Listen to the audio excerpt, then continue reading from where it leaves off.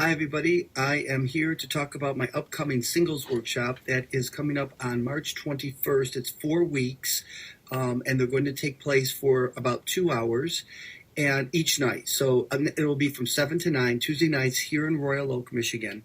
And it's the same concept and same model that I'm using for the couples work that I'm doing. Getting the Love You Want, a guide for couples. That's March 18th and March 21st, March 18th and 19th. But the singles, people always say, well, if it's for couples, how can it be for singles?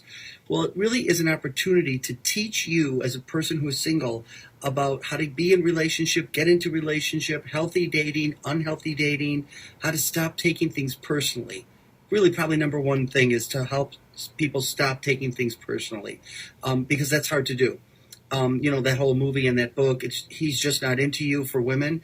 Well, Imago would say, love is custom-made love. So if the person isn't into you or you're not into them, it's not personal. It's just that they're not the right fit. They're not an Imago match, we call them. So Imago is a Latin word for image. I've talked about that in my other videos. And it directs our search for the perfect love. So how does this apply to singles? Let me start by saying that when you're single, people always think, well, I got to get myself healthy before I get into a relationship. That's not true.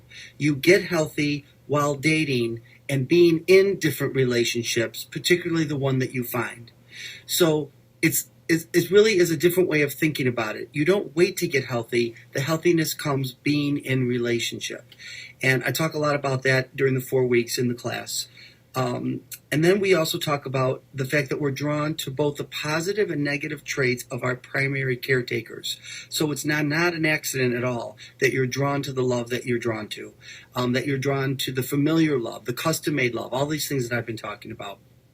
And then we're also drawn to disowned parts of ourselves. I've talked about that in the last video I did too, but I thought I'd say a little more here. I call it your shadow. This is Jungian's work, Carl Jung's work. He talked about shadow. And we think of shadow as, the dark parts of ourselves, the things that we don't like about ourselves, the things we don't like about others. But here's the truth. If there's something you're really conflicted about in someone else, their behavior, their personality, odds are that you only see that in them because it also exists in you. It doesn't mean you are that personality trait. It doesn't mean that you do that behavior trait. It could be that somebody you loved or raised you did those things, but it still comes back to you. 90% of what we hate about others is usually about something that reflects us. So that's also true when you really love somebody or you really idealize somebody. So I always talk about this. I admit this freely, that for a while I was obsessed with Oprah Winfrey. I was obsessed with wanting to get on her show as a guest at first, and then when I wrote my books as an expert. And, I did everything I could to get on her show. I was so obsessed, and it never happened. But what did happen was my understanding of why I was so obsessed with her, because shadow can be also positive. So I went to a workshop on shadow, and in the workshop, I discovered that why I was so intrigued and adored Oprah Winfrey was because I had so many of her traits also in me. I liked to be a leader in my community. I liked to bring help to others. I liked to be a resource. I very much saw in her the traits in me. And so they nicknamed me in the workshop Jopra. So if any of you want to call me Jopra, I'm honored and happy to have you call me that. But the idea is I reclaimed the part of myself that I had lost by turning it over to Oprah. I'm going to help you as singles also reclaim the parts of yourself that you hate about each other and bring them back to you in a positive way.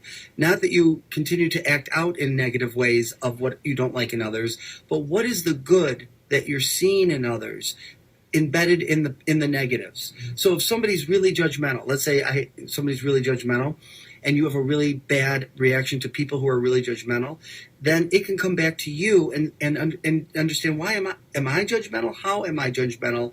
And then we start to dismantle that and look at it, being judgmental. What are the positives that come out of being judgmental?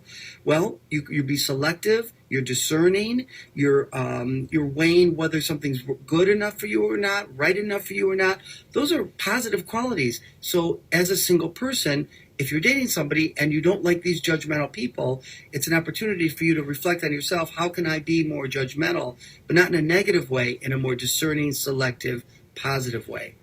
And the last thing we do, and then I'll sign off, is we'll talk about sex. People have all kinds of questions about sex. When should I have sex? When? How many dates should it take? People think about, is there rules to dating? Rules to sex? There are no rules. Dating is just brutal. Let's just face it. Dating is brutal, and you have to put on your armor. And there's no other way to meet somebody. You've got to do it. And I'm going to help you. So we're going to do that for 6 weeks, starting March 21st. I'm sorry, for 4 weeks, starting March 21st on Tuesday night, 7 to 9. I hope you'll join us. Thanks again for letting me do this live talk. See ya.